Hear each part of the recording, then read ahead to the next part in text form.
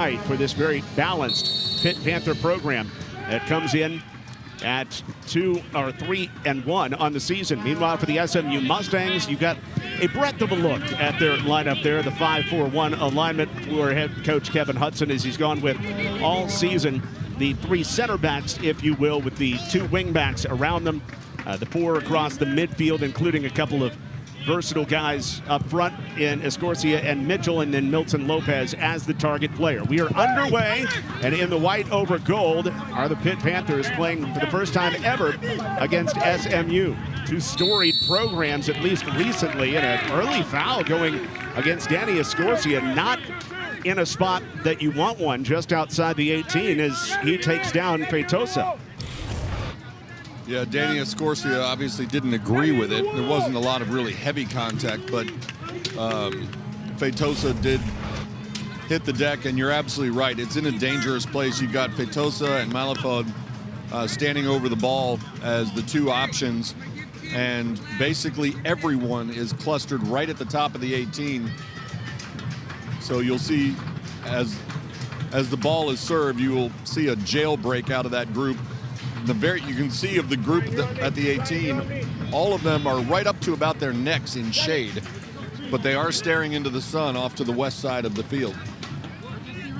Mike Stutz is our central referee in this one, getting everyone ready for the first dead ball play of the game. 83 degrees at game time. Pitt has not scored off a restart this season, trying to do so here. Feitosa pops one to the 6, and the header is right on, and Chance Johnson is equal to it, but Jackson Gilman got a head on it solidly. Yeah, Jackson Gilman snuck around the pack and, as you said, got a head directly on it. He was alone. The Mustangs certainly want to tighten that up as he snuck away from the pack. And I don't know if Chance Johnson was up to it so much as the ball hit Johnson more than Johnson stopping the ball, but either way, we're still scoreless a couple minutes in. And a great start to ACC play for the Pitt Panthers, number 8 team in the nation. And they've been as high as number 3 this season. Actually started out the season unranked, and kind of like Kevin Hudson, the SMU head coach talks about, he doesn't really care about the rankings. You know that Jay Vidovich, who has been at the head coaching thing in men's college soccer for 30 years, he feels just about the same way when it comes to the rankings early in the season. Right. I think regardless of what sport you're talking about, the coaches who care about preseason rankings are usually the coaches in their first year as head coaches. Everybody else knows that there is a long season ahead, and as evidenced by your point that Pitt started out unranked and climbed as high as number 3 in just a couple of weeks, early season rankings really don't mean a great deal. It also becomes the 3rd top 10 team that SMU has hosted in a row, if you worry about those sort of things. Quick restart after the foul on Bailey Sparks. SMU was able to take down St. Louis, number 6 St. Louis, last Sunday by a final of 1-0, and then tied Denver 2-2 last time out. This one leapt at by Clinton Pimentel. He takes it away, and Clinton Pimentel getting the start today for SMU. Whips down the left side with that freshman speed. Dumps it back for Danny Escorcia, and SMU tries to get set up for the first time. 4 minutes in, but as Escorcia tries to play it through the middle, it's knocked down by Feitosa, and we'll have a restart here for the Mustangs. I think the ball actually glanced off of Mike Stutt, the referee. Here's Escorcia, the junior college transfer. Feeds it inside looking for Lopez. It gets back to Escorcia. Lopez can't nip at it. It's halfway cleared, but Bynum runs onto it for SMU. Bynum getting his start in place of Brock Pope, as this is going to be a goal kick for Pitt after the good defensive play to knock it off of Bynum. So Bynum getting the start today in place of Brock Pope, who left with a leg ailment in the last matchup, the game against Denver. He only played 25 minutes. And then you had Kieran Pino leaving in the second half of that match, which is why Ryan Clinton Pimentel gets the start at the left wing back spot. For the Pitt Panthers, they're also missing a player in Felipe Mercado, the graduate, the transfer from College of Charleston, an attacking player who would normally be a starter. Miguel Bertrand moves into the starting lineup, a 5'7" freshman who played 50 minutes against Mercyhurst. He'll have to be big today for Pitt. The 5'7" freshman has to be big? Sure. That makes sense. Metaphorically speaking. Right. I'm with you. As SMU tries to get out of their own end, pressing up against the wall, Pitt and the Panthers come up with a keen takeaway and play it back into possession. Both these teams want to play a soccer match, if you will. Pitt may be a little bit more of a direct team, Steve, but still a team that can play through you as well and try to pass around you. Yeah, and the Mustangs really got a nice blueprint for the kind of approach they're going to see tonight a week ago when University of Denver came in and SMU and Denver battled to a 2-2 draw. And the main reason for that is Denver's coach, Jamie Franks, played for Jay Vidovich when he was head coach at Wake Forest. So they have the same philosophies, the same thoughts, the same styles. The Pitt Panthers will do a lot of the same things that Denver did when the Pioneers were here at Washburn. And just like Denver, they'll do them pretty well because this is an extremely talented team. Here's Jalen Mitchell in on his left foot, and he slots it in for an opener for the SMU Mustangs in the ACC. The offensive player of the week in the conference gets it started early for the Mustangs. Beautiful play by Jalen Mitchell after a pass threaded through about 3 defenders and then crossing up one defender. He has another one on his shoulder or right behind him. And in a situation like that, it's very tempting to wind up and try to blast the ball right through the back of the net. He didn't. He kept his eyes up, picked his corner, and sort of toe-poked it into the lower left corner.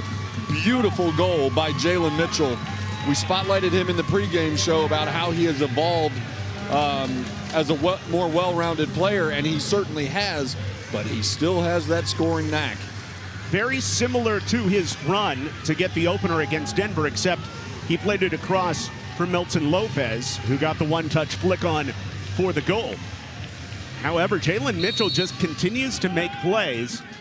Why do you think he's finding more success? You talked about it a little bit in the open, but let's dive into that again because, you know, Mitchell all of a sudden is producing a lot, 5 points in his last 3 matches. I think part of it is just composure and also maturity. You know, when he arrived last year, he was a very highly touted player because of his terrific career that led him to being recruited. But there were times last year when it sort of felt like he wanted to show you that he could run past everybody on the field. Now he's thinking the game at a higher level. He's a very smart player. His soccer IQ is very high. And he knows he doesn't have to just kick it into overdrive to try to outrun everybody. He's a very, very skilled player. And when he has a little bit of patience, he can figure out where the defenders are moving and their tendencies. And he knows, look, the more he, as you see him hit the deck there, the more he scores, the more attention he's going to get from defenders. So I think he's an underrated passer, but he's thinking the game at a higher level, and he's considering his chances rather than just trying to blow past everybody. Picks up the 3rd goal of his career, and in the process, SMU gets on the board in ACC play. Remember, Mitchell, as a freshman last year, was a preseason freshman All-American by Top Drawer Soccer. He was thought of as one of the 20 best freshmen probably in the country coming in last year. Sure. Now, he didn't produce like it, and you never know what your role on a team is going to be. But that's how heralded he was coming in.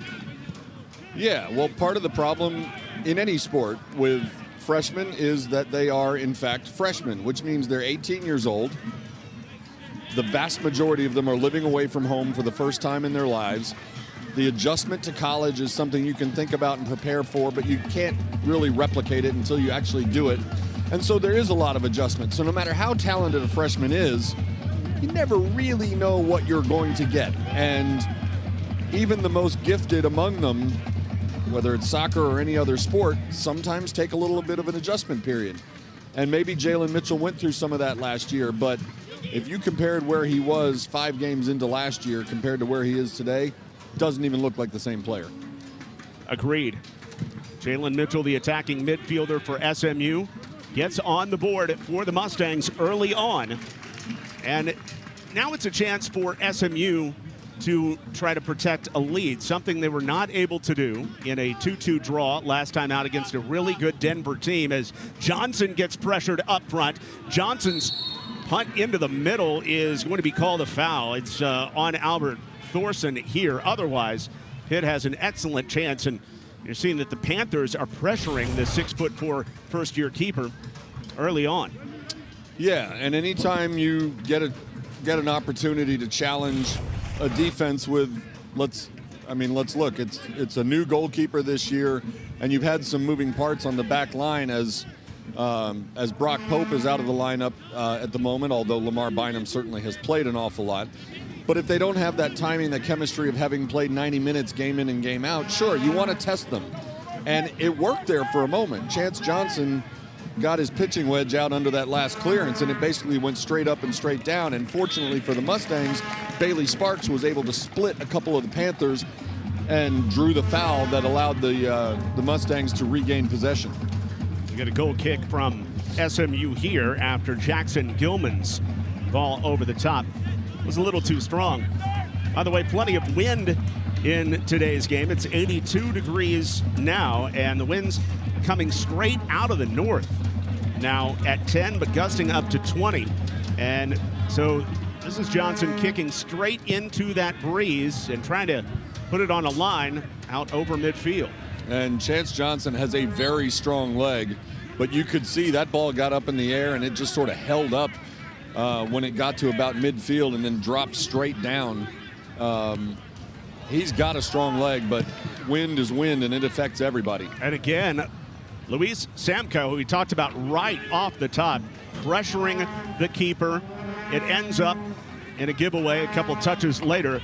Samkow is a big target. He's a handful for center back, so obviously he's going to be a handful for a keeper as well, as the Panthers come in on the left side, but Georgievich is there to take it away for SMU.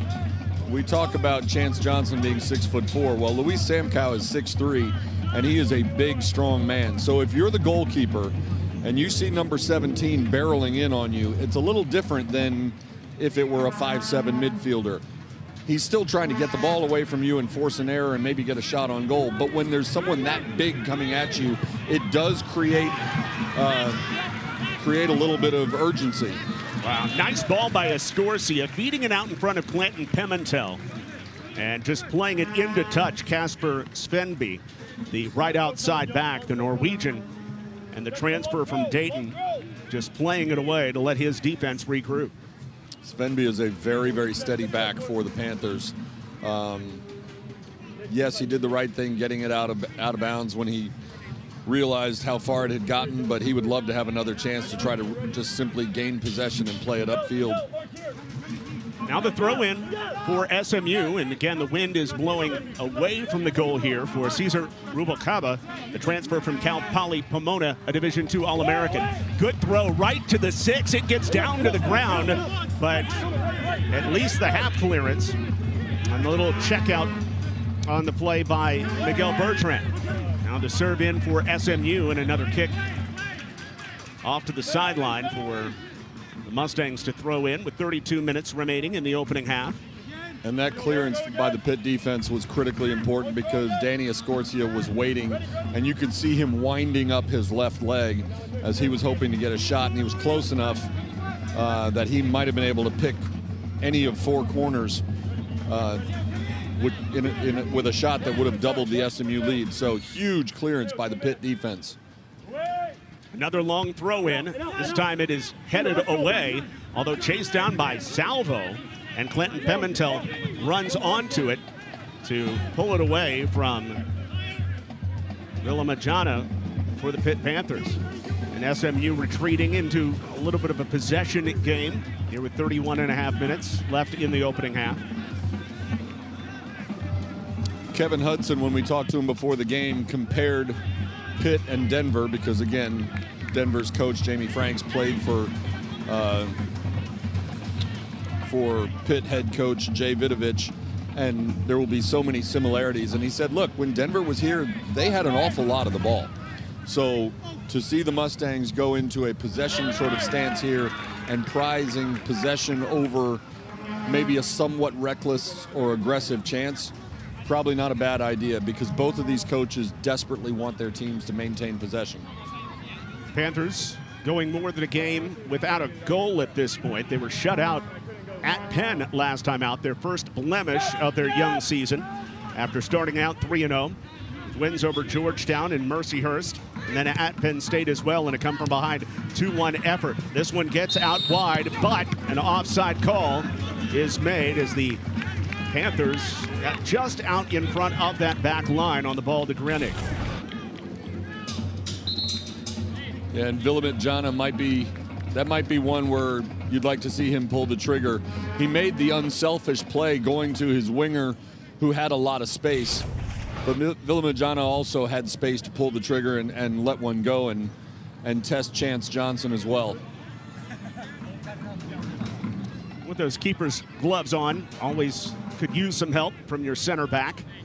And that's exactly what Ruvalcaba is there to do, the over, around, under, and through on Chance Johnson's boot.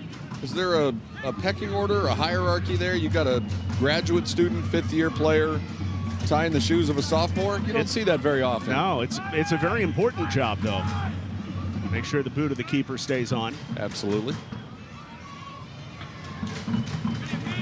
Johnson didn't see the field for 2 years as a keeper here at SMU. He was behind another Johnson, in fact, the AAC Keeper of the Year last year in Cole Johnson. But he's had a couple shutouts so far this season, the 2-0-2 start for the Mustangs.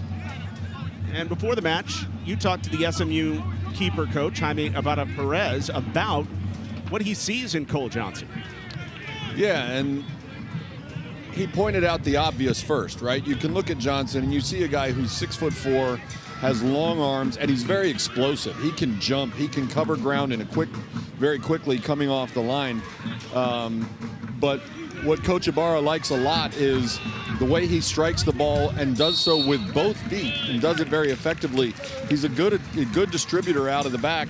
And is there room for growth with decision making and that kind of thing? Sure, and that's something that comes only with playing in games. And obviously he's played the vast majority of the minutes this year. And you can talk about that growth that will come with time. But then he looked up and he said, still, he's 6'4". He has long arms, and he can simply reach some things that a lot of other goalkeepers cannot. SMU gets a restart. The free kick from Bailey Sparks. Serves it in, and the Wind really playing with it. Holds it up at the 18, and SMU will be able to have some possession out of it. However, you could really see the way the Wind played with that ball as Djordjevic boots it in toward Cabral Carter. Long run for Sparks, trying to pressure in the corner, and an inaccurate pass by Svenby. And in the process, SMU gets a corner kick out of it. It's the second heavier than expected touch that we've seen by Svenby so far, and that's simply uncharacteristic of him. He's such a steady player for the Panthers, and you have to assume you won't see many more like that, but he'd love to have that one back. Former top drawer soccer, number 33 freshman in the nation, back in his freshman season at Dayton. Here's the line drive to the near post by Sparks, heads it out. Clanton Pimentel is going to back it up for SMU and try to reverse field back to Djordjevic. And here's where you see Johnson playing into the action, willing to play the ball with either foot, this time the left, right up the spine in the direction of the SMU attackers. And Bailey Sparks trying to win it away from his fellow number 10, but instead it's Feitosa getting a key win for Pitt to try to keep the pressure off. But Bynum steps up, and his tackle leads to possession for SMU. Clanton Pimentel feeding Lopez. Lopez nipping at it and called for the foul as he trades paint with Jackson Gilman. Lopez lobbying for a foul to go the other way. He grabbed his own jersey and gave it a tug, saying, hey, I wasn't at fault here. But Unfortunately, his opinion is not the one that matters. That would be the opinion of Mike Studd, our referee. And Gilman, the captain's armband. As you saw, Samko was in an offside position and decided to hold back. However, he'll come in and pressure Johnson into picking the ball up, and distribution out to Rubalcaba to try to get things started for SMU. It was a 7th-minute goal from the reigning ACC Offensive Player of the Week, and here he is again in Jalen Mitchell. Mitchell trying to stick with it, and it is slid away and out of harm's way by Feitosa to start something for Pitt. Going to the south end of the field, and with the wind behind them here in the first half.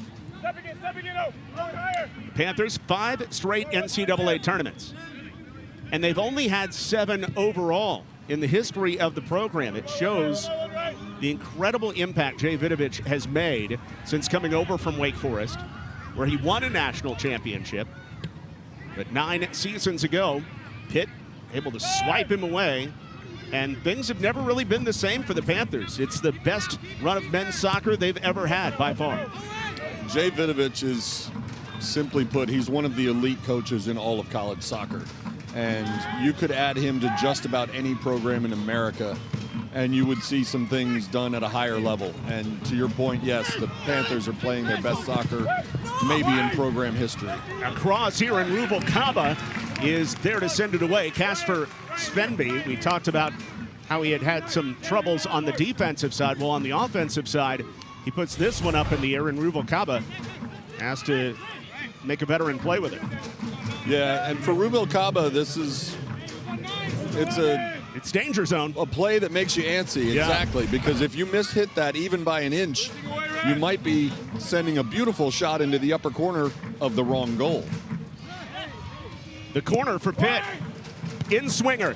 Solid header over the top as Albert Thorson at 5'11" got up from about 7 yards out to put his noggin on it.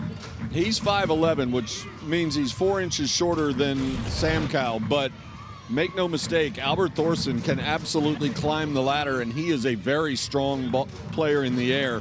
You see him get up over Rubalcaba there, who also is 6'3", and that's no easy task as well. Rubalcaba is strong in the air. Thorson is an absolute target in the air. He may not be quite as tall as some of these other guys, but you will see that blonde head up at the top of the trees. Both of Rubalcaba's goals this season have been game winners for Pitt. They say he arrives in the box at the right time, and that time he almost had the equalizer. And Mitchell is going to be called for the trip here. Definitely had the ball first, but then as it was won back by Mayufo, the left outside back, Mitchell stuck the leg out, and here comes another set piece for the Panthers. And again, it's in a very dangerous spot as Mayufo and Feitosa giving the Panthers 2 options. And again, you see an absolute team huddle right at the penalty spot. You'll see a jailbreak in just a moment here, but it is crowded territory in there. And Chance Johnson facing a very dangerous opportunity for the Panthers here. Again, Pitt looking for their first goal off a restart this season. And this one to try to get the equalizer in the first game of ACC play. The left-footed serve is on the ground, and Mitchell mishits it. A corner now for Pitt, and Guilherme Feitosa will take it. He mishit it, but now at least Pitt is restarting at a much less advantageous spot. Feitosa all the way over the top. Looks like he was going for the Olympico there on the backside, back post against Chance Johnson. Yeah, I thought that's what he was doing too, and it looked pretty good for a while. I thought I was going to have to eat my words when I said they were in a much less advantageous position for that restart. It almost turned into a gorgeous goal. Feitosa, part of the ACC preseason watch list. A versatile guy who can play the 9 spot. He can play center back, and here an attacking midfielder for Pitt is trying to get the scoring started from the corner. Johnson out to midfield. Clanton Pimentel at 5'6" wins the initial header. However, Pitt able to play it into possession. Panthers a 6-7-4 mark last year, 2-3-3 in conference play, and despite that under 500 record a season ago, making the NCAA tournament again. And to the uneducated, they might scratch their head at that, but that's just ACC play, and that right. shows you how deep this league is, and that we're just getting started in 2024. Exactly right. There will be a lot of teams out of the ACC that make the NCAA tournament, and there will be teams hovering right around that 500 mark that find themselves playing well into November. And also, it's not like Pitt has had a bunch of undefeated seasons or something like that, but they've been to the College Cup twice since 2000. And so this is a team that, and a coaching staff, obviously, that gets their team ready to be winning games at the right time.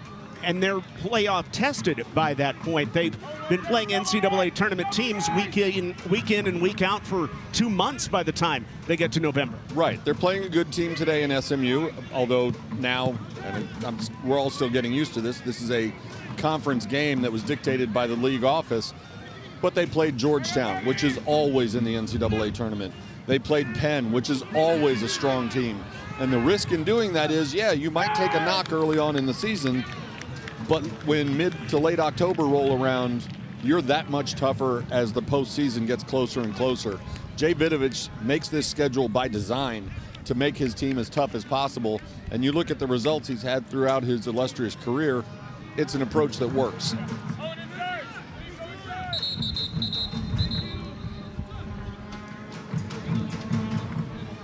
After the goal kick ruled here, Cesar Rubalcaba, who is one of the players to wear the captain's armband for SMU, gets an opportunity to chat with our center referee, Mike Stutt. Jared Tackle is assistant referee 1, Tony Obas on the other side, and then Troy Dodge, our alternate official for this ACC opener. 20 minutes left in the first half. It was a 7th-minute goal by Jalen Mitchell to get the scoring going for the SMU Mustangs.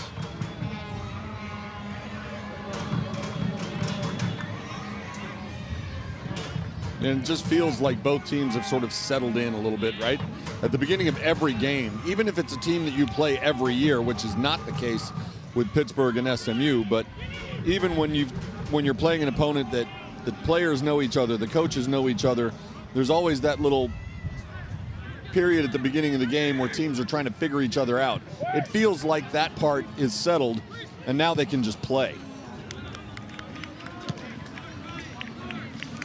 Number 22, SMU, climbing to number 2 in the polls at the end of last regular season before making it to the NCAA tournament, of course, and making it to the round of 16, where they fell in a tough effort to Oregon State last year.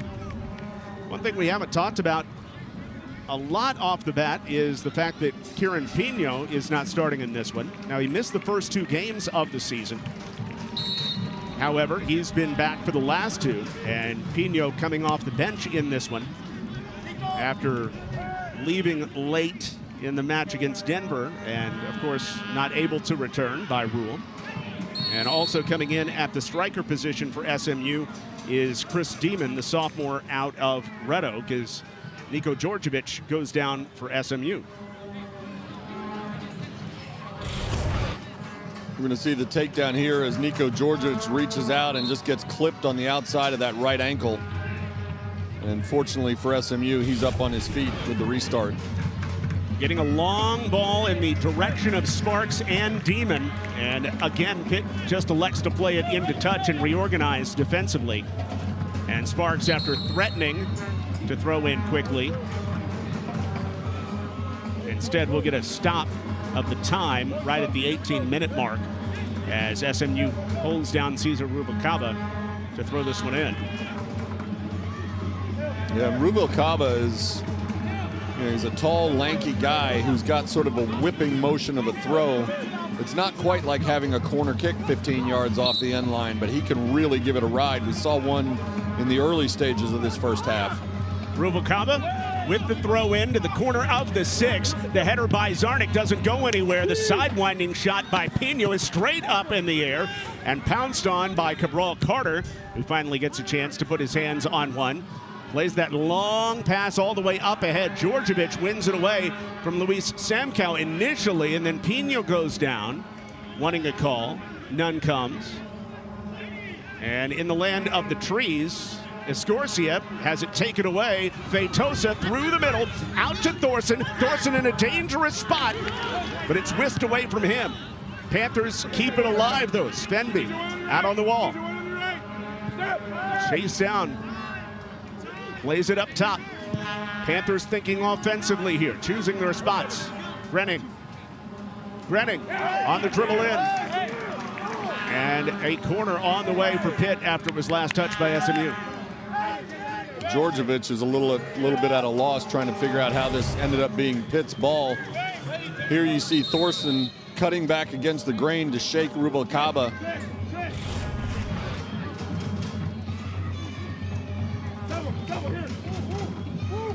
There's a small stoppage as Pitt is allowed to bring a player in for this set piece. And for the first time, it'll be Lasse Dahl, a 6'1" freshman winger who has incredible speed. And Casper Grenning comes to the bench here. Dahl with just a little bit more size at 6'1" versus the senior's 6-foot frame. Here's Feitosa. Nearly scored on Olympico last time from the same spot. Again, this will be an in-swinger off the right foot with the wind blowing in toward the keeper, Chance Johnson. This one to the middle of the box, headed away by the red shirts, but chased down by Pitt. And on it is Bertrand. Swings it around. Now an early serve, almost a surprise serve by Nicholas Sorensen, 20-year-old freshman from Switzerland. It's in on goal. Kind of got the feeling they might cycle it, but instead, he was looking for a ball in toward the goal. Here's another one, a nice one to Thorson. He gets it knocked away. A brave defensive play by Ruvalcaba, and a controlled clearance as well. Escorcia able to break out for a moment. He broke out, but then he looked up and he saw 3 white jerseys in front of him. And, you know, you could almost hear Kevin Hudson in his ear preaching the importance of possession, possession, possession. So he hit the brakes, played it back, and SMU was able to maintain possession. What do you see from Pitt defensively? It seems like on certain points of the field, they commit 2 or 3 men to the ball.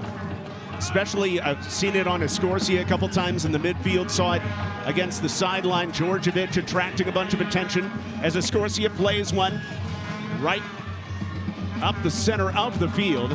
It is headed away, but Escorcia stays with it, and Pino is on it now. Pino checks his left shoulder. Pino, the shot, and a leading stop by Carter, his second save.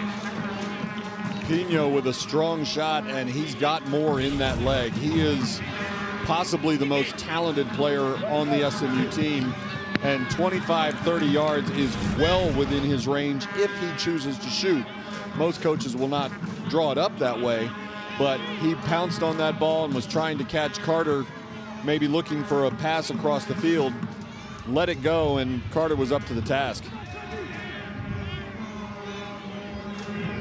SMU with the takeaway. Here's Bailey Sparks.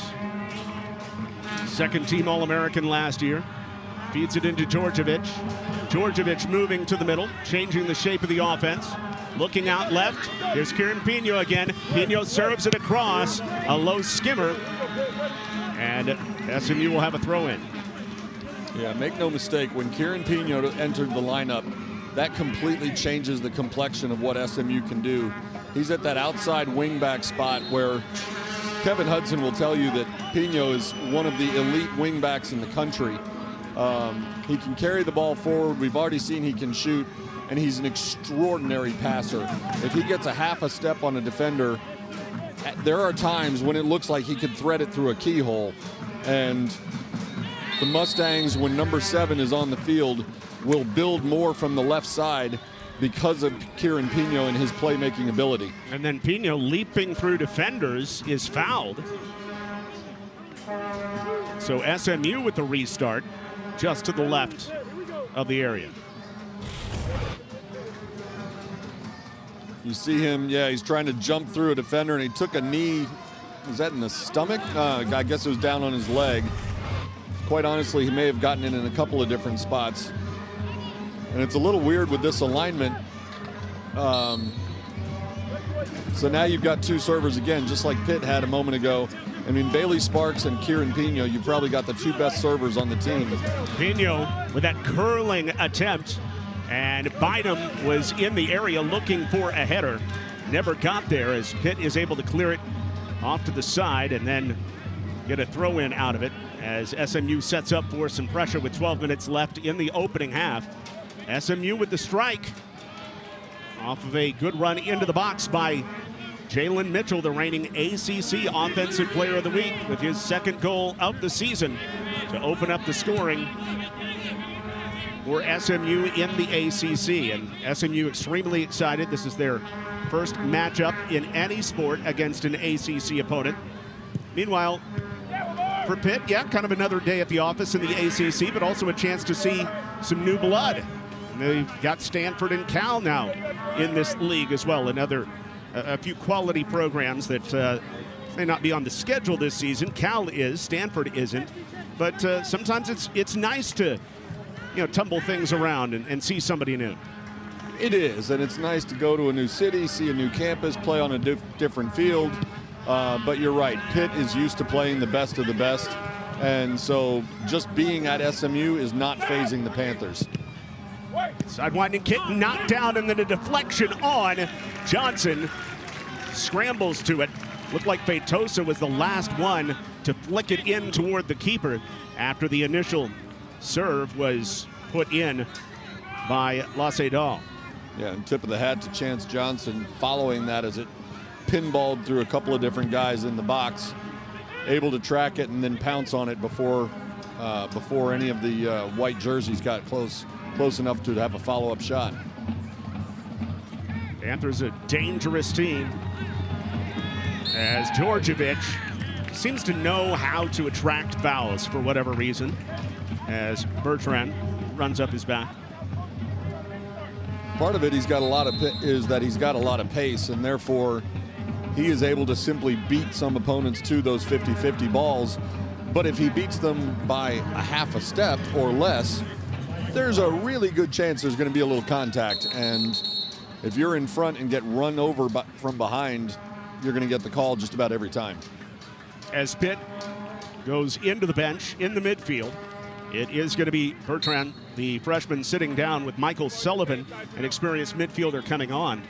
For Pitt, no goals in their last 149 minutes. They got shut out at Penn. Their last goal was the go-ahead goal, the winner by Svenby in the 66th minute versus Penn State.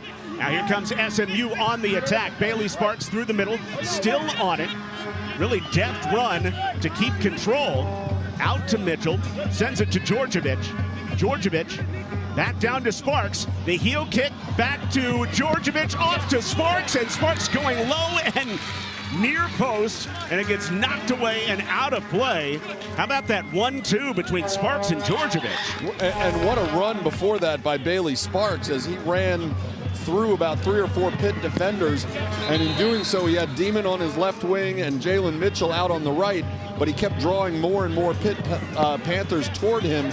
And yeah, then that quick 1-2 wall pass with Djordjevic, beautifully threaded through that left side or right side of the Pitt defense, got across into the middle, not able to convert it into a shot on goal.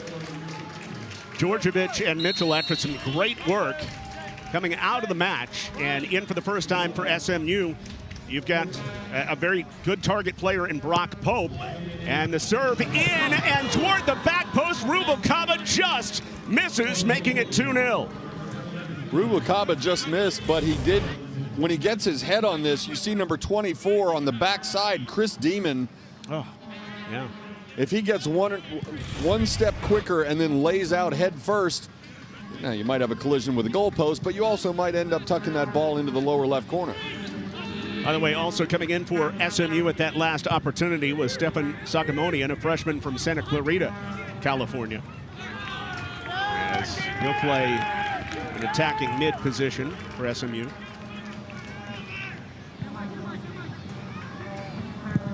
Now more than 150 minutes without a goal for the Pitt Panthers, but they are ever so dangerous. That early opener by Jalen Mitchell looms large right now as Escorcia plays it out to the right, and Brock Pope trying to run onto it. Pope not able to track it down as it's played back to the keeper, Cabral Carter. Carter went the whole year last year as the keeper at Pitt. Of course, the 6-7-4 mark, like the team, and a 157 goals against average, had 6 shutouts a season ago.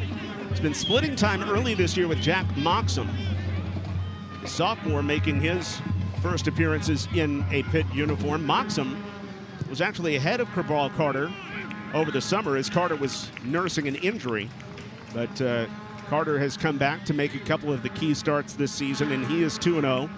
And now has only given up his second goal of the season. The goal to Jalen Mitchell in the 7th minute of this match. And Coach Vidovich was very pleased with the progress Jack Moxham made when he had the opportunity afforded to him in the spring by Carter's injury. Moxham is just a sophomore. He's a big body and a really nice shot stopper. Communicates well on the back end, and is like Carter. He's a pretty effective distributor out of the back.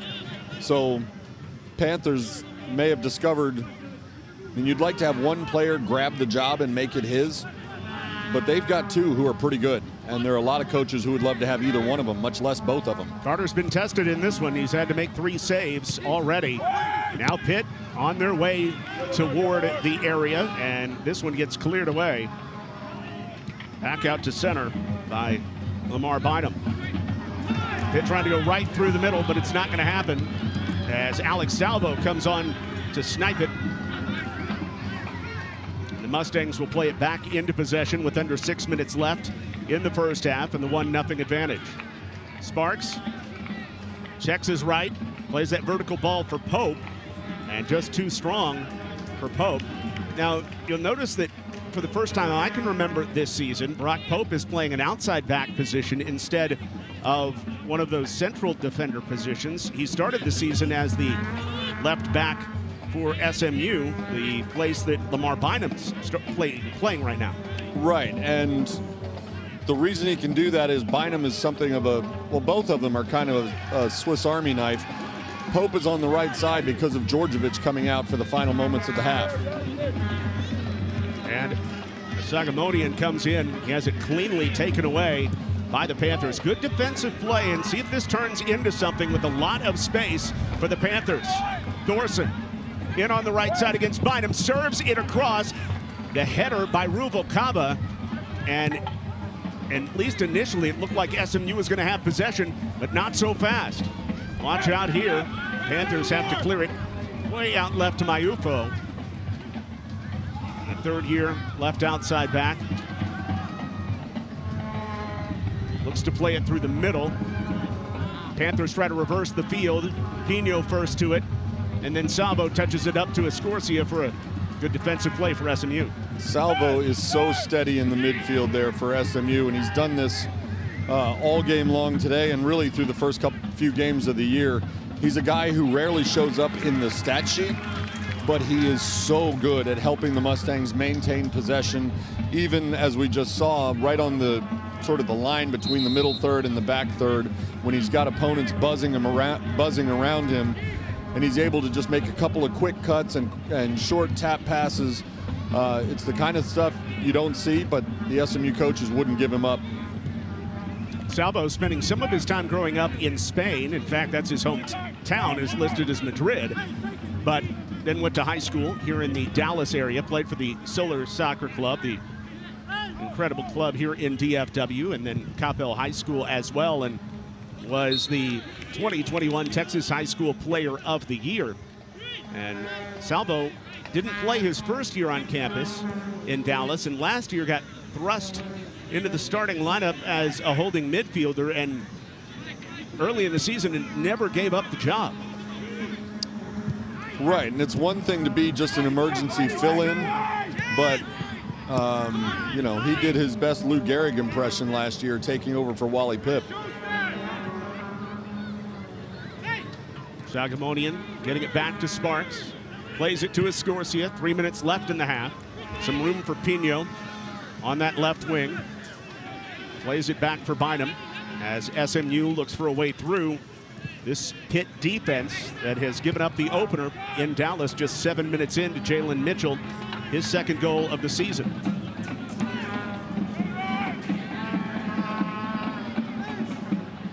Salvo, we just talked about him, looking for a way around and earns a throw in for SMU. Both teams, I'll be interested to see the stats at halftime where we get an estimate of possession time. I would have to assume it's pretty close to 50-50. Both teams have prioritized it, and it has felt very even, as have the other stats, 6-5 in shots. Oh, Pino crossing it up, not once, not twice, but 3 times, but then that heavy touch on that last one to make it a goal kick. And that is one of the abilities he has. You see him here, step over, crossover twice, 3 times. And he had the heavy touch because the defender actually banged the ball off of Pino's shin. But he is one of those players who has the ability at times to make an opponent just look silly trying to take the ball from him. Sagamonian was looking for Demon right at the top of the arc. Couldn't connect with him. Panthers try to build and look for a quality chance of their own. Pitt has 5 shots in this one, but only 1 has found the frame. That was the first shot, a solid header that was saved by Johnson, really came right to him. Otherwise, we might be level at 1 right now. Here's a long ball for Demon, trying to run it down. Demon's run a little mistimed, and Jackson Gilman, a veteran defender, tracks it down. Played at Philadelphia Union for Philadelphia Union Academy in his club days. Under a minute to play in the first half. Pitt's final few moments with the wind at their back. Svenby trying to go 1-2 and feed it right back door to Michael Sullivan, who can't catch up with it. 35 seconds left on the half. Chance Johnson and the Mustangs obviously in no hurry to get this restarted with 23 seconds left in the half. SMU, the Ponies, will be perfectly happy to head to the locker room at the intermission, sitting on top of a 1-goal margin. It's been a good response for SMU after, frankly, a disappointing draw against Denver. But a fair result, said Kevin Hudson.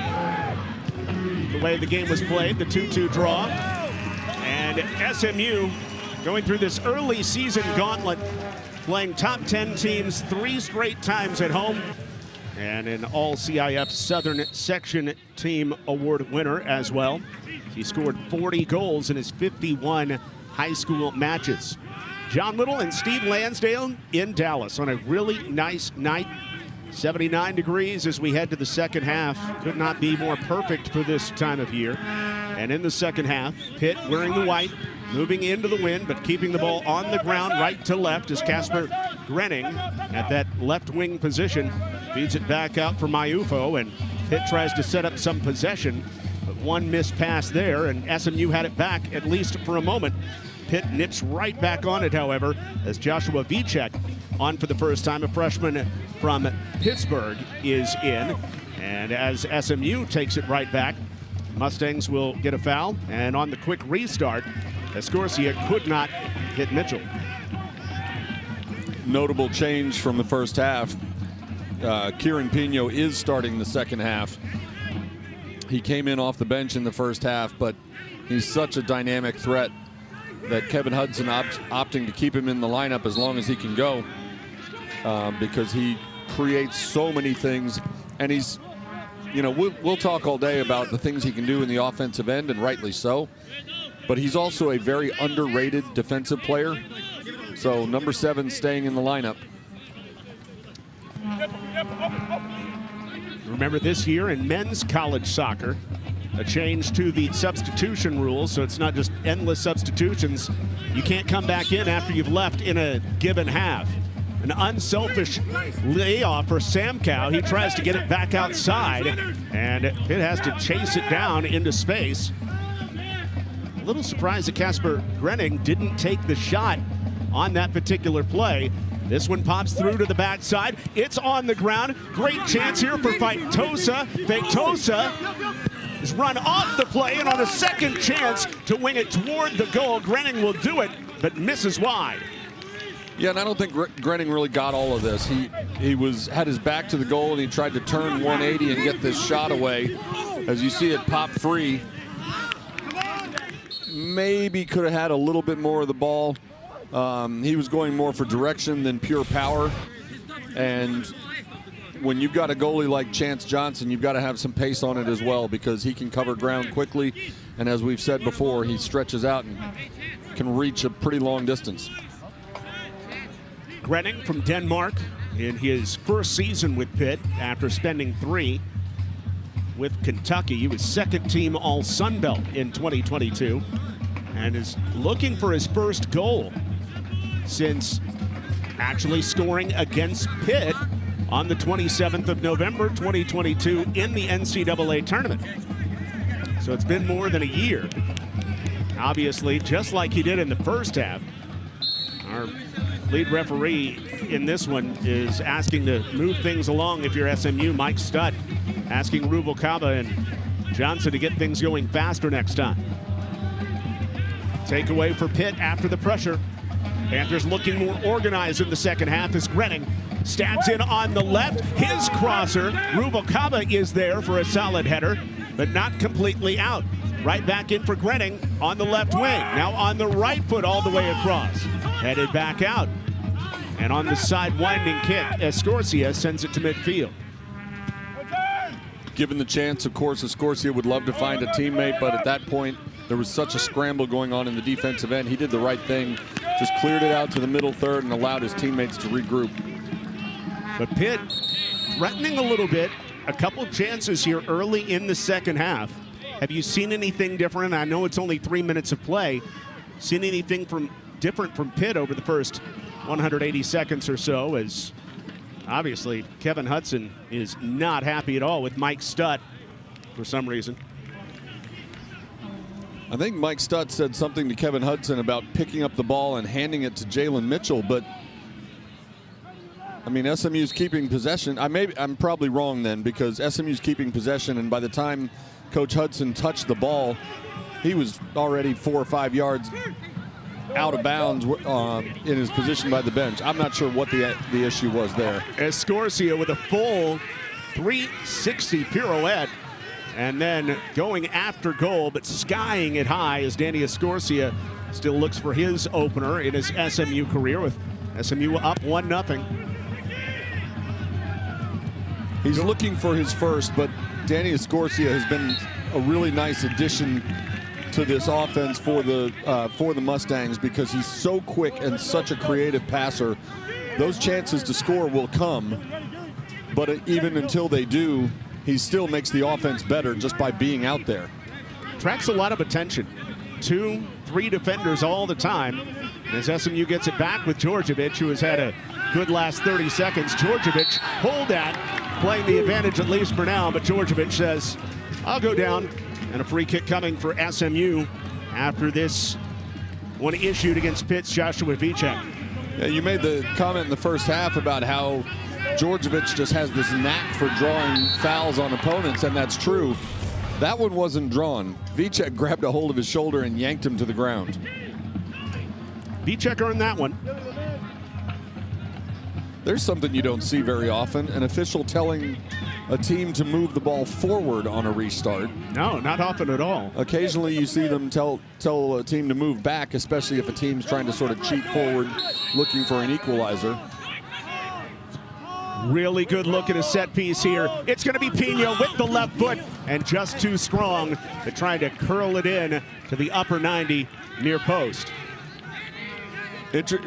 good play design as well by the Mustangs, because you had the sort of typical scramble of players, and Danny Escorcia broke away from that scramble and tried to run at the goal to grab Carter's attention, which he was hoping would pull Carter just a step away. And there you saw Milton Lopez able to knock the ball down, but he hit it hard enough that it sailed out of bounds. And again, it was because Escorcia is being a gnat on the ball right now, drawing so much attention. It seems like on both sides, there's a good chance a goal comes off a giveaway in the box for either side in this one. Another serve across, a really good one, and cutting in to try to take it out of the air on a tough play is Noah Hall, the junior defender, leaping in the air. Just could not get it to come in under the crossbar. It's hard enough to get a shot away if you have it on a nice bounce like that, but to go flying through the air and try to volley it with whatever part of the body that it hits, nearly an impossible shot. Had it worked, that would have been a highlight for the season for the Panthers. Lopez is in, hands off, and here comes the drive by Pino, right back out at Carter, and Carter goes down. He needs a moment. He may have taken one off the head there. I think he might. Beautiful little give and go overlapping run by Milton Lopez and Kieran Pino. And I wonder if Pino's shot might have caught Cabral Carter right in the mug. Here you see Lopez run onto it, hand it off to Pino. Yep. Absolutely. Right in the face. And if you've ever taken a shot right in the face instead of, say, off the forehead where you try to head the ball, it can be sort of blinding. What I'm amazed at is he has enough that he's able to stay conscious enough in that moment to throw his hand up. Certainly that's good news as they check out his neck, but man, who knows how fast that blast was coming from Pino. And from a short distance away, maybe 3-4 yards. Yeah, you have no chance to get out of the way. Now, he kept the ball out of the goal, which of course is his primary job.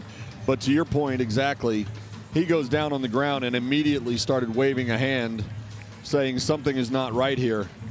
And there's a great sign for the Pitt soccer team as Cabral Carter gets a hand, gets up on his feet, and looks like he's going to be okay. Athletic trainer Anthony Bricker doing his due diligence to keep the top keeper for Pitt in the match here. I always like to say that we hate to even mention the athletic trainers by name on the broadcast, because if we do, that means somebody is in some pain. Jack Moxon was ready if needed. But those athletic trainers do such an amazing job, however. You know, you've got to call them by name when they're out there if you can. Yes, their coaches consider them effectively like an extra MVP on their teams as they keep all these players healthy. They do unbelievable work and don't get nearly the credit they deserve for it. Good battle between the outside backs. And Djordjevic gets shut down this time by Kasper Grenning. We're playing a wing at this point, but the effectiveness is the same as Pitt is able to take it away. Can Escorcia win this one back? As the two players lean onto one another, and Escorcia is called for being the aggressor against Vicek here. I guess Mike Studd is saying that Escorcia grabbed Vicek's shoulder or arm and gave it a little tug. Certainly the referees on the SMU bench, including some of the coaching staff, did not agree with that whistle. No blemishes for SMU in this one. Pitt trying to turn that one around as Noah Hall steps in and attracts two. Hall on the left foot now, plays it into possession back to Gilman. Whereas SMU loves to go side to side, it seems like Pitt is willing to play through you a little bit more bravely. Right, and I think Pitt, which plays so similarly to Denver because of the coaching, the philosophies shared in that Vidovic coaching tree, Pitt's even a little more vertical than the Pioneers as well. You know, they're not playing kickball. They're not just launching it over the top of the defense. But they will play more direct, more through, and you're absolutely right. The Mustangs prefer to stretch the field switching fields from left to right to try to separate a compact defensive unit in front of them. No card, but Nicholas Sorensen, the freshman from Switzerland, does get a little extra talking to after that foul. Mike Studd has not had to issue a card as of yet, as Pitt comes out with it and an advance forward.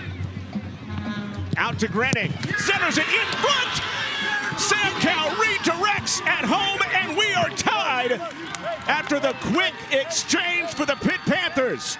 Luis Samkow, in front of his family, ties it up at 1. That's got to feel amazing for Sam Cowell. Anytime you score a goal, as you know, obviously that alone is a great thrill. To do it on the road is more difficult, and to do it on the road in your hometown with friends and family in the stands, and you see him look up to the crowd and give blowing a little kiss into the crowd, and there's a group over here standing and cheering. That is the Sam Cowell fan club from right up the road in Richardson, Texas. Man, great run by Feitosa. All 3 of the attackers getting involved in the action. Grenning playing it all the way across, and Sam Cowell with the excellent run to tie it up at 1 between Pitt and SMU. And as quickly as that, the Panthers have tied it up in the ACC opener for these two teams. It certainly looked like, for whatever reason, the Panthers had an opportunity in the second half. They had come out with some vigor and just doing a great job of getting opportunities. Ends up in the back of the net. Now here's Pino crossing it in front to Bailey Sparks. Sparks stepping through. Sparks trying to roll it toward the back post, and it's just over the line. Wow, Bailey Sparks just trying to place it perfectly and misses by about a foot. Kind of a magician, number 10, Bailey Sparks. You see him run onto the ball, and he starts, and then he comes with sort of a hesitation move, and you're absolutely right. He saw Jalen Mitchell by the far post and was trying to just sort of roll it over to him by rolling it off the outside of his foot. And I think Mitchell was completely caught off guard because he was in a position to get there, and he just got a late start.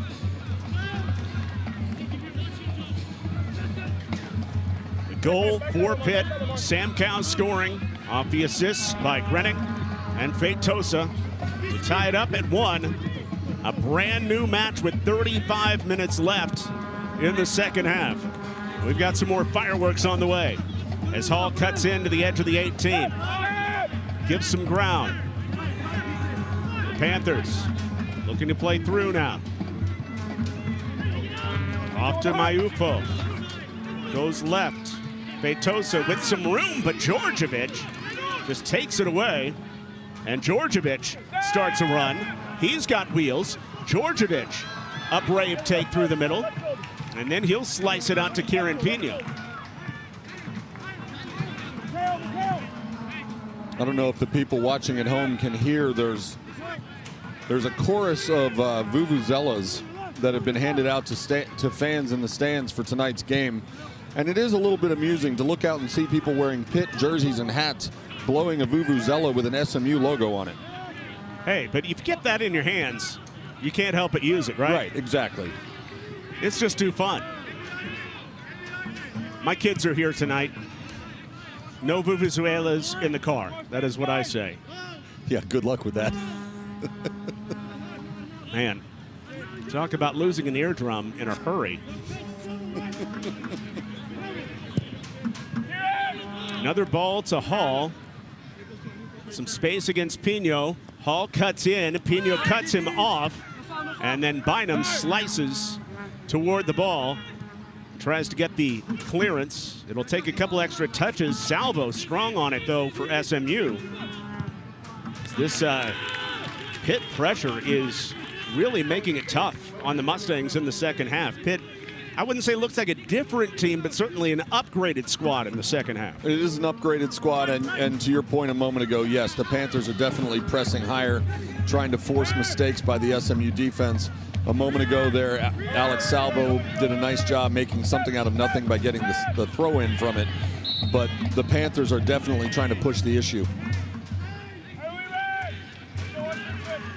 33 minutes left and a restart on the way for the Panthers. They helped Jay Vidovich, the 30th year in Division I, the 9th at Pitt, pick up his 350th career win last week, a victory over Penn State, and they did it in come-from-behind fashion. They were down 1-0 and came back with the equalizer and then the go-ahead goal. Panthers trying to do it again.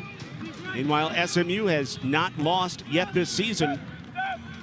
2-0-2, including a draw against number 9 Denver last time out.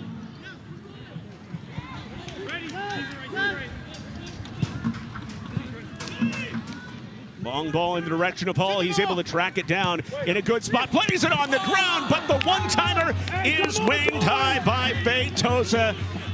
Head in his hands as Guilherme just misses, making it advantage Pitt. It's such a hard shot to do, right? You get a hard cross coming into the middle, and to one-time any ball has an element of difficulty, but when it's coming with that kind of pace into the middle and you're close enough to the goal, you want to catch the goalie in a position where he can't reach it, and Chance Johnson has already shown he can stretch out in either direction. So you're going to try to hit it hard. And if you hit it hard but miss your spot even by a little bit, the end result can be dramatically off target, and that was what would happen there for Feitosa. Feitosa already with 2 goals this season, 10 for his careers. Djordjevic steps on it, maneuvers back to the middle. Djordjevic in the box, plays it across. Mitchell settles it back down. He looks for Bailey Sparks. Sparks reversing it out to Bynum and finds Pino. Pino into the box. Low liner in the direction of Lopez. A half clearance. And SMU recollects in a game tied at 1 now after Jalen Mitchell's goal in the 7th minute was equaled by an early Pitt goal in the second half. Luis Samkow, the hometown boy from Richardson, doing it against basically his hometown team. By far the closest Division I university to him. Oh, Sparks may have a chance in, and on the nice feet from Djordjevic, Carter scrambles to it and slides just in front of Sparks to take away the chance for the go-ahead goal. Terrific play by Cabral Carter, racing off the line. You see a beautiful touch pass there by Djordjevic, and Carter sees Bailey Sparks on his horse coming into that penalty area, and Carter races off his line and snatches it about a half a second before Bailey Sparks was going to get a touch on it. Now, whether he would have gotten a shot away, we don't know, but terrific hustle by Cabral Carter. 4 saves for Carter in this one. A race to the ball and a takeover. And Johnson comes out to eliminate the chances. Luis Samkow was looking for his brace and a go-ahead goal. Beautiful job. Samkow gets around the corner and loses Owen Zarnick, and you see Chance Johnson come out, and at that point all you can do is try to get as big as possible.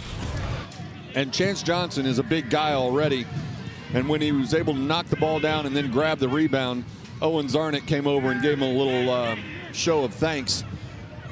Nice through ball toward Pino, or rather this is Escorcia. Escorcia cutting in, plays it out front. Mitchell leans onto it, but was a little too far out in front. Pino's normally the one running up that wing, but this time it was Escorcia. Pino in for a slide tackle, a clean one that has a Pitt player down and SMU with numbers. Bynum in, now is off to Pino. Pino over the top, headed away, and cleanly played out as Sorensen was the one to get the head on it. Another good slide tackle as Sparks gets stuck in this time. Djordjevic has Mitchell on his right, plays it to him. Mitchell inside the box, nothing but white jerseys there. Sparks trying to settle it down. Couldn't do it, but Salvo keeps it with SMU.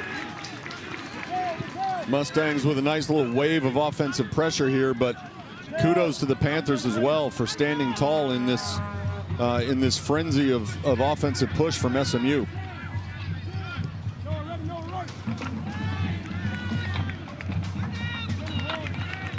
It's tough when you've got the lead, even a 1-0 lead to be the team on the front foot, especially coming out of halftime. SMU was not that, but they're getting back to it now after giving up the equalizer. Here's Mitchell. Takes the line. Mitchell plays it to his left foot. Mitchell out in front, snared by Carter. All right, Mitchell gets past 2 defenders. He looks up, he sees Milton Lopez practically standing on the goal line. But how do you not see Cabral Carter standing in between as he's wearing a goalie kit that you can probably see from outer space? He looks like a highlighter with sleeves. He does. I've got some books I need to use him for later. He's not doing anything, or just he can give me the kit. That's all I need. There you go. 27 minutes left in regulation in Dallas. In the first ever meeting between SMU and Pitt, SMU's first ever game in the ACC, and the Pitt Panthers, who have been a power in the ACC recently. The opponent today, Pitt with 5 straight trips to the NCAA tournament. 2 of those have resulted in trips to the College Cup. Just incredible.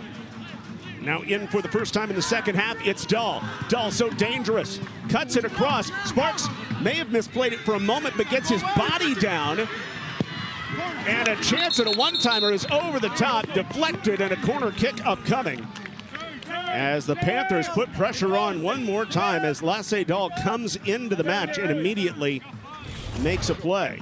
We saw the Panthers a moment ago fending off an offensive scramble by the Mustangs. Now it gets turned the other way as Bailey Sparks goes down, and Kieran Pino did well just to turn the ball away and then get a foot in front of that shot.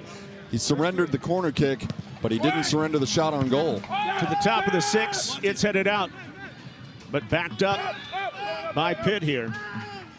That was a shot by Feitosa that got blocked up and out of play.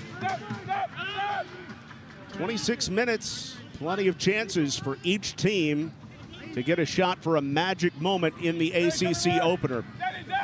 And a great matchup between 2 top 25 teams. What a crossover by Dahl. Tries to play it out in front, and Salvo cuts it off for SMU, gets it back to Djordjevic, who had just been beaten on the play, but Djordjevic gives it away thanks to the pressure. Here's Pitt one more time. Feitosa.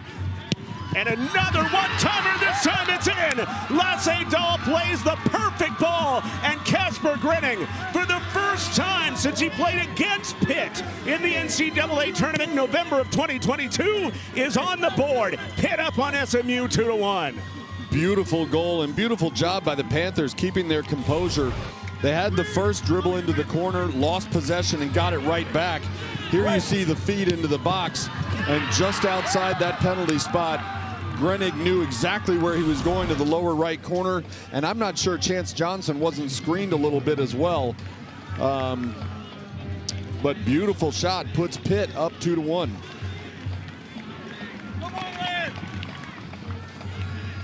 Grenig electing to not hit a bomb, just trying to guide it in inside that right post. And Casper Grenig gets the job done. The 12th goal of his career, but his first this season. He knows how to score, Steve. I mean, he had 11 goals in 21 games back in 2022, but his production fell off in 23 at Kentucky, and now with the new kit on, he scores his first, and right now it is a go-ahead goal for Pitt. And to your point, you're absolutely right. He chose placement over power, which was absolutely the right choice. As we saw just a moment ago, sometimes it's tempting when you're in front of the goal to try to just crush it through the back of the net. And when in fact getting it toward the net is more important. If you don't get it on frame, it doesn't matter how hard you hit it. Escorcia takes it away, trying to go up the middle, and it's played with a hand. By the way, I just want to point out that since Lasse Dahl came into the match, he gave Pitt one chance at a one-timer that was skied up top by Feitosa, and then plays that gorgeous ball across that does get finished by Grenig. Lasse Dahl, the freshman out of Denmark, has paid immediate dividends since coming back in here in the second half. You mentioned his speed, and his speed is legit. He can fly, but he is more than just a sprinter. He's a pretty dynamic player who can not only really run, but he can use that speed to his advantage to get around defenders and then place beautiful serves into the middle. Dahl with his 3rd assist of the season, the primary assist. The hockey assist goes to Feitosa, his 2nd one of the match. Bailey Sparks on the restart. And Sparks way up over the top. Trying to test the shot stopping of Cabral Carter, and Sparks looking for his first goal in the run of play this season. Pitt up on SMU, 2-1. 2 goals in the second half. How does SMU respond after giving up a 2-goal lead to Denver, and now a slim 1-goal lead to Pitt? How are the Mustangs going to play out of this? Well, they have to remember what got them started and gave them such an advantage in shots on goal in the first half. And that's these overlapping runs, and it's crossing up defenders to get into the box. Bailey Sparks' shot there a moment ago, not a bad shot, as he tried to catch Cabral Carter, perhaps looking for a pass to the back post or something. But to do it from 35 yards out, that's asking an awful lot. You have to hit the ball absolutely perfectly. So they've got to continue building as they normally do. And look, this is a talented offensive team that creates chances by stretching defenses out laterally, and they've got to do that. This isn't panic time, obviously. We've got 22 and a half minutes left. But coaches in every sport will tell you that the first thing they want to see is their team score more than the opposing team. But after that, it is responses. It's responses to goals that you score, responses to goals that you give up. How does your team deal with adversity? So the response has to be done in a mature, composed way as the Mustangs start to take some chances and try to get an equalizer here. This time, Bailey Sparks plays the serve to a spot where they're going to reverse it all the way back to Sparks again. And Sparks gets another chance at the serve at the top of the 18. It's knocked away for a moment. Mitchell kicks the ground. It hits the referee, Mike Stutton, for the 2nd time in the match. We're going to have a drop ball restart after Stutt got in the way. And I wonder how frustrating that was for Jalen Mitchell, because he looked like he was going to try to rip a shot there. And I wonder if he held up from pulling the trigger for fear of hitting Mike Stutt. As an offensive player, you're taught to let it go, and hey, the referee is part of the field. But you also try to line up a shot that you can deliver with accuracy and with a lot of pace when the opportunity presents itself. That had to be pretty frustrating for Mitchell, who would love to have gotten a chance to try to blast that one off the bounce, maybe getting an equalizing goal. SMU chasing in their first ACC match ever now, after being up since the 7-minute mark, thanks to that Mitchell goal that you mentioned. But early in the second half, Pitt got on the board thanks to Sam Cow. And as Bailey Sparks makes a tackle here, the most recent goal for Pitt coming off the foot of Casper Grenning. Now here you see Bailey Sparks, and a little frustrating. He thought he was gonna. He looked like he was hoping to be able to not just get to the ball but keep possession. As it was, he still got it out of bounds, erasing a potential fast break for the Panthers. It feels like the Mustangs are trying to will themselves back into this match, if you will, or just make those plays that emotionally will get them back in the match. And that's one of those where the bench gets up after the tackle, trying to encourage the guys that are on the field. As Sparks, who has gone the whole way, lays it back to Bynum and off to Pino, looking for space.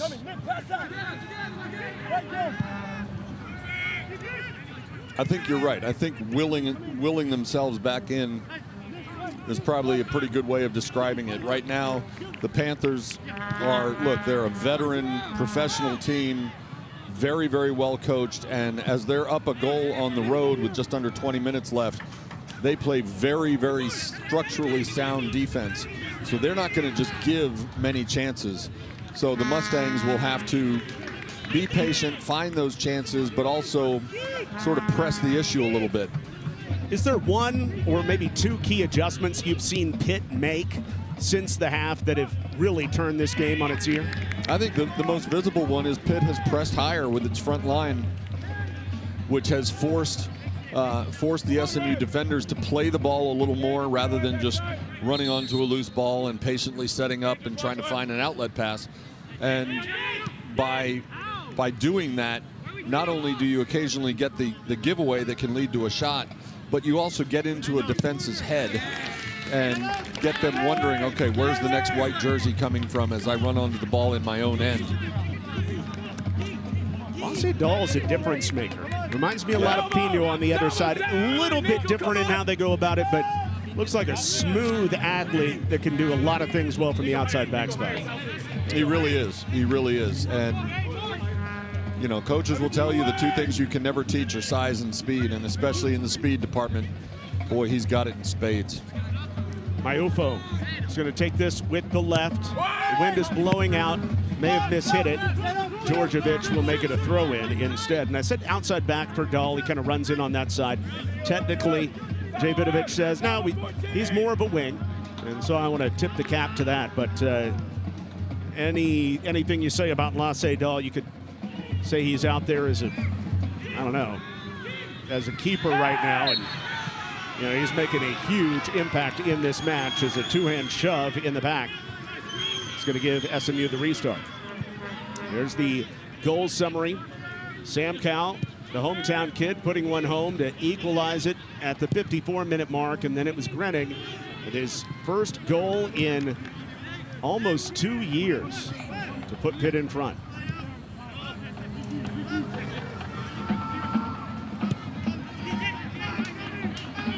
Really nice crowd on a beautiful night in Dallas in the ACC opener.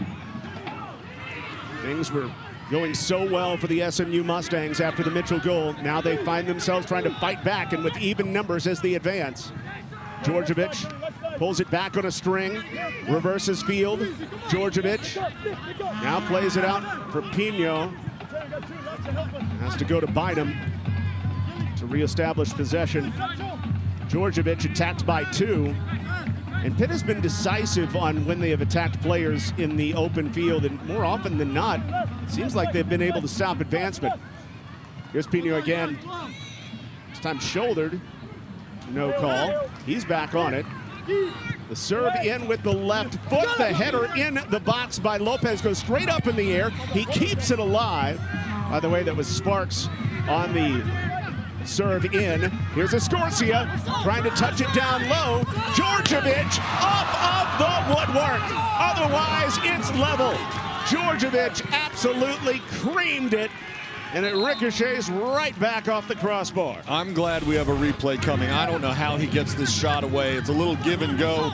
Escorcia gets it back, plays it off a defender, and Djordjevic gets that shot away while he's standing in the face of about 5 Pitt defenders. He gets it through all of them, got it past Cabral Carter, and had it been a few inches lower, to your point, yes, we would be standing here equal at 2. Djordjevic goes down this time, and there's the example of Djordjevic earning a foul and earning a restart. By the way, SMU bringing in a new target player in forward Chris Demon for Milton Lopez. Pitt will do the same as Grenning comes to the bench after his go-ahead goal, and Albert Thorson is on for the first time in the second half. Thorson, the sophomore, with 2 goals on the season. Here's the serve in by Pino. Headed into the air. SMU trying to win that second ball, but Escorcia has it roll away from him, and here's the speed of Lasse Dahl. Dahl up the wing, has a man. Throws it all the way across. Thorson in the area. Thorson, 2-goal lead. And Lasse Dahl is the straw that stirs the drink again. 3-1 Pitt. Absolutely. Thorson's going to get the goal, and and end up in the box score. But Lasse Dahl, what a beautiful play. He outraces Danny Escorcia up the sideline, and then he stopped and started again and just froze Escorcia. So then Dahl had time to take a few steps and tee it up, and then just threw a beautiful lob up and over the top of the SMU defense. Thorson, the beneficiary of the play, but Lasse Dahl, what a beautiful play. Albert Thorson, his third goal of the season. That leads the team. Jay Vidovich's squad in the catbird seat now with 15 minutes left. And boy, is it not surprising, it doesn't surprise me in the least, I should say, that 30 seconds after, it seems, Djordjevic's ball that just slammed off of the crossbar. And then just a few seconds later, he ended up getting a restart for his team off that foul. Pitt puts it in the back of the net off the quick attack. Now SMU needs a miracle in Dallas.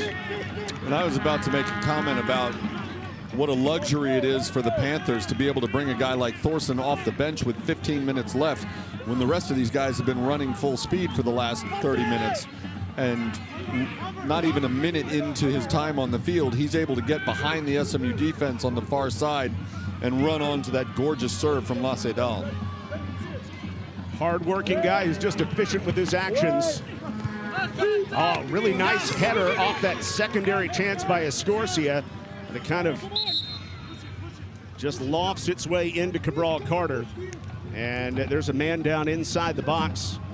It's Arnau Villamajana for Pitt, and some attention to Villamajana. Cesar Rubalcaba with the throw, gets flicked on by Owen Zarnik, and little Danny Escorcia, all 5'6" of him, goes up to get a head on it, and he did get it on frame, but his body was sort of leaning away from the goal, so he wasn't able to get too terribly much on it. And then you see the cramp, which is, at least we assume that's a cramp, which is something that is more of an issue early in the season, late August, early September, when it's some of the games that we've had prior to this that have been 95, 100, 105 degrees. Tonight it's gorgeous out here. And so maybe a little bit surprising to see a cramp in such beautiful conditions. But if nothing else, it also gives all the other players a moment to go grab a drink and catch their breath and catch their composure a little bit. Gorgeous night, great crowd, excellent action. Started out with SMU up in this one, scoring in the 7th minute. But in the second half, what a turnaround for the Pitt Panthers. They have scored 3 unanswered to turn this match around. And it's been the Panthers making plays in the open field that simply weren't there in the first half, or they weren't able to make them with as much efficiency. Feitosa was in to start the first 2 breaks toward the goal that ended up in the net. This last one, just a wonderful job by Lasse Dahl to flip the field and get it up to Albert Thorson. As we take a look at just how good the ACC has been over the years at getting teams in the NCAA tournament. Wake Forest currently leading the league with 13 straight appearances in the NCAAs, but Pitt right behind, and so it's, you know, no coincidence, no coinkydink, as you would say, that Jay Vidovich is right there in the middle of 2 of those programs, Pitt and Wake Forest. It's not, and then when you look down that list, those numbers that had by the teams that have had 2, 3, 4 in a row seem a little weird, because those teams that were down there on that list, teams like SMU, teams like North Carolina, Duke, those are teams that you think of as being in the tournament every single year without exception. And obviously you can have a blip in the successive appearances like that, but this is by far, I think, the heavyweight conference in the country. There's so many good teams in this league. You're going to have about 15 teams battling for 6, 7, 8, 9 spots in the tournament. You never know. And that's why, from the SMU perspective, if the results ends as the night has gone on so far, it is going to be so disappointing.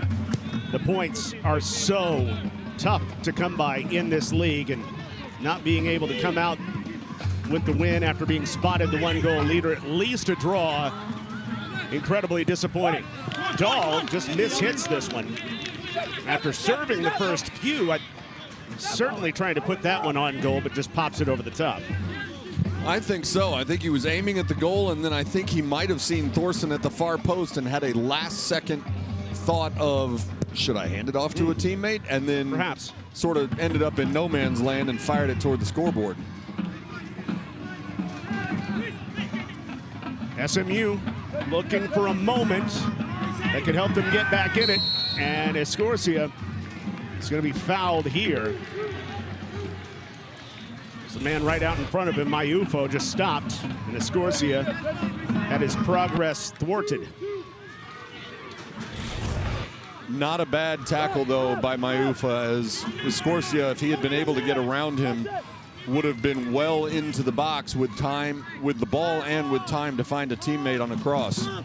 Pino plays the serve in just over the top of Bynum and Chris Demon, who were leaping in the air, and it's like that ball just hung up a little too long, or the jump was mistimed, and it stays 3-1 Pitt. Yeah, a little bit unlucky for the Mustangs. They had two targets in the area, and the ball came down right between the two of them. Not a perfect night for either side. Pitt wasn't great in the first half, but man, they made the plays in the second half. Good takeaway here for SMU as Cesar Ruvalcaba almost sits on the ball in the middle of the field. Bailey Sparks just loses his footing. No foul given. Panthers joining, and that through ball attempt stopped by Zarnik, and a foul coming on SMU is Salvo. No, it's going to be a foul, on Pitt here. The Panthers can't believe it, and I'm kind of right there with them. We'll see what they saw. Did they see perhaps kind of a hook of the arm around an SMU player? Maybe. By Miguel Bertrand? Because that's all I can think. They might have, and if so, you know, obviously it was at an angle that we didn't have either from our seat in the press box or on the camera, because it looked like Bertrand had gotten through two defenders and was headed toward the goal and Chance Johnson, and then three people got 6 feet tangled up underneath them, and all three hit the deck, and somehow the call ended up going against Pitt.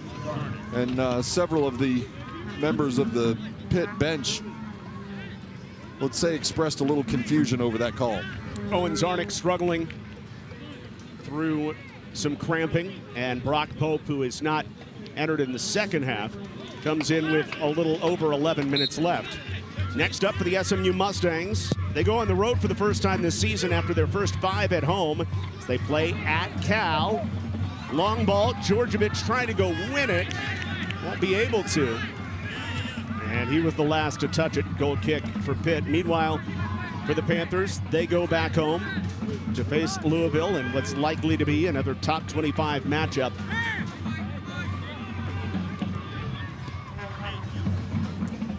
Talked to Pitt head coach Jay Vidovich this week, and one of the things we wanted to know is, you know, what's different about the ACC? What is the key to staying with it in this league? And he says what it really comes down to is how you handle the mental side of things, because it's such a demanding league, as Johnson is able to reach the giveaway.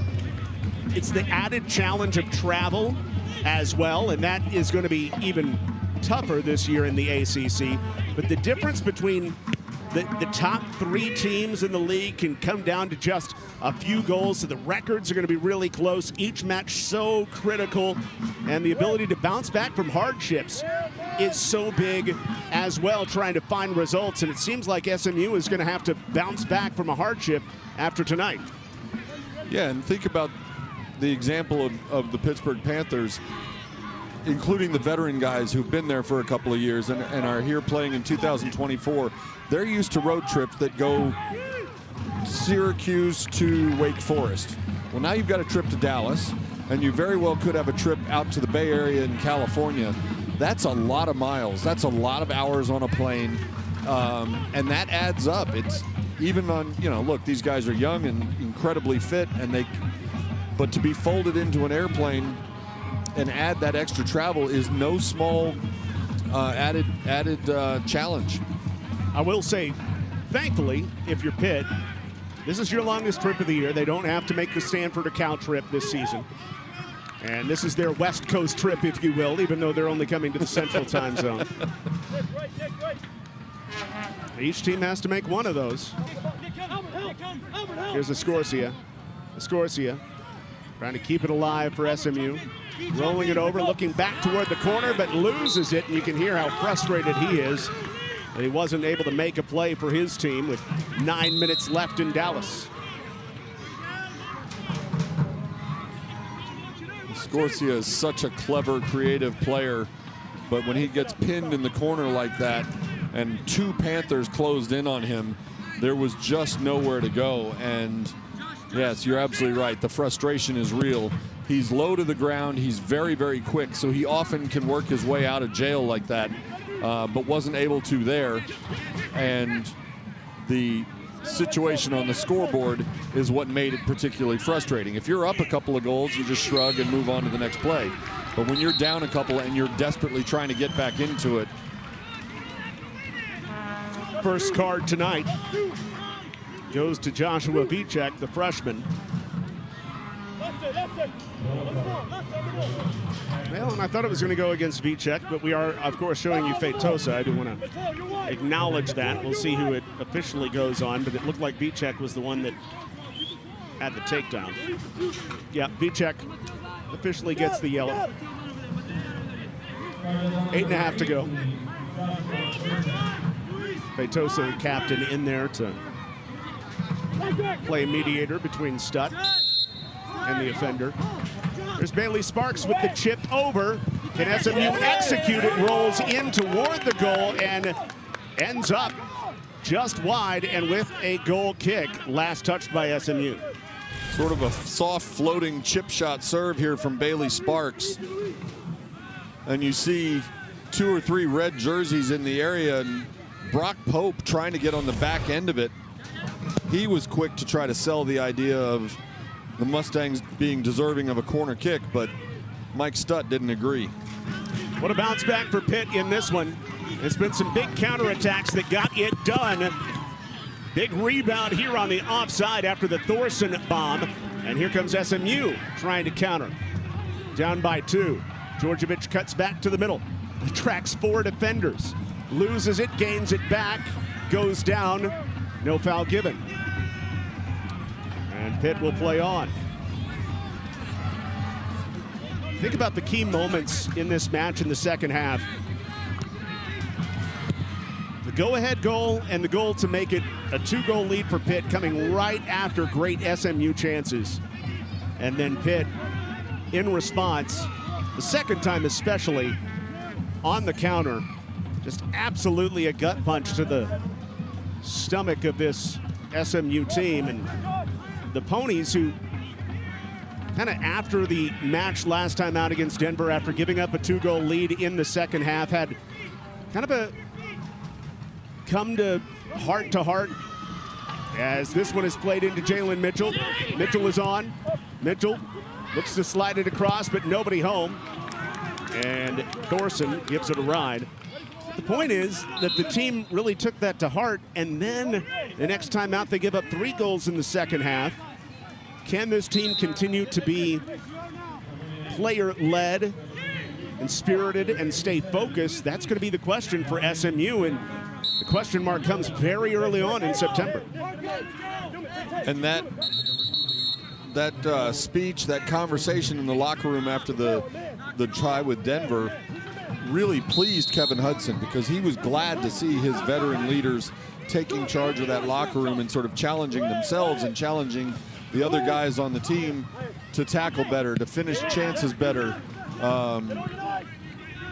And that's, you know, the kind of leadership you definitely want to see from your upperclassmen, your veteran leaders.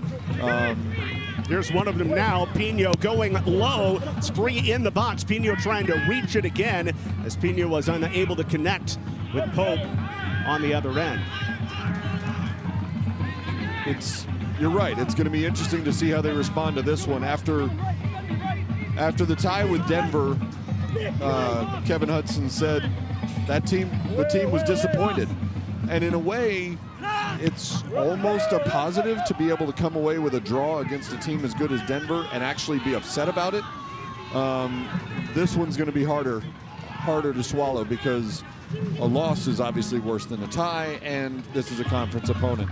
So there is more soul searching to be done as the Mustangs iron out some things that need to be polished before going through the rest of the conference portion of the season. It seemed as though there were enough offensive chances for SMU in this one.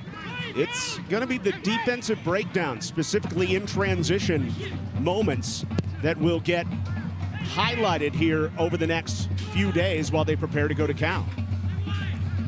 Yeah, that'll be a big area of focus. And, you know, the Mustang coaches, just like the Pitt coaches, they identify things that need to be addressed, and they drill them so well in training. It wouldn't be surprising to see it wouldn't be surprising to see that much improved the next time out. When the Mustangs tied Oral Roberts a couple of weeks ago, the coaches really challenged the team on its tackling and its competitiveness on 50-50 balls, and that completely flipped the next game out.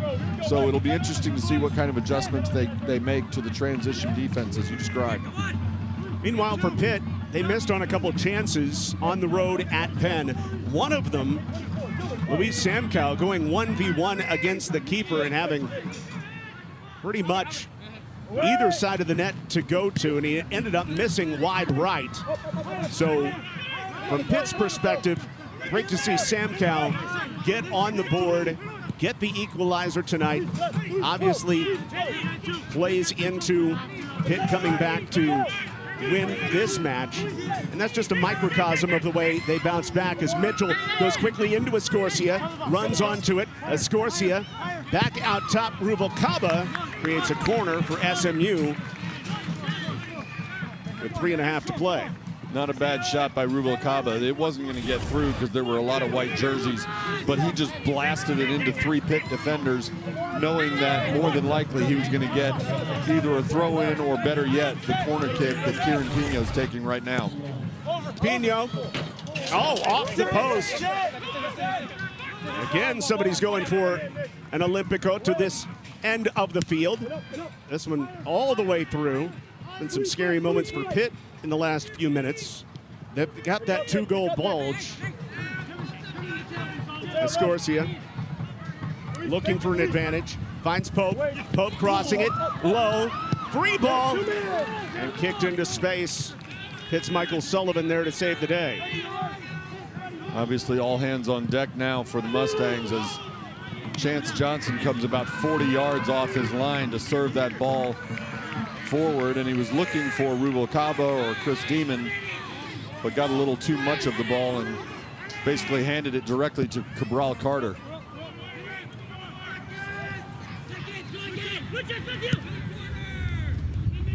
Pitt with the 2-goal lead here. They're still going to go after the goal. You know, aggregate score might at the end of the season in this loaded conference mean something. Absolutely. I don't think you'll see an ACC game all year in which a team just completely takes its foot off the gas because it's up 2 or 3 goals in the waning moments. Those total goals at the end of the year will very likely have an impact on postseason selections. Clanton Pimentel gets it knocked back. SMU going to find their first loss of the season as Pino goes up high and almost looked like Cabral Carter met the crossbar with his head. Not quite, though. That's how much he can get up. He can get up, and he was close, but I think it's his shoulder that crashed into the goalpost. You're exactly right. But he already got dinged once earlier, and if you're Jay Vidovich or a member of the Pitt staff, you want to see Cabral get through the last 70 seconds here unscathed, because he's far too important a piece in what the Panthers are doing. Remember, that could have been a 2-goal lead for SMU at that point when Bailey Sparks, or rather Georgievich, made that run, dropped it off to Kieran Pino, and Pino just blasted it off the head of Cabral Carter. Maybe this game doesn't get to this point with Pitt leading. If not for that, that's a handball on a frustrated Demon. You know, maybe Pitt gets their dauber down a little bit if Pino is able to find the back of the net and make it 2-0. Maybe SMU starts to play differently. You never know, but those are the inches, the moments that can mean so much. Right, and you know, at the risk of being cliche, that's part of the beauty of the game, right? It's a matter of inches that can change a momentum swing from a potential 2-goal lead to switching fields and heading the other way, and all of a sudden Pitt responds, changes everything in a heartbeat. The Pitt Panthers welcome SMU to the ACC. Pitt comes from behind to take down SMU 3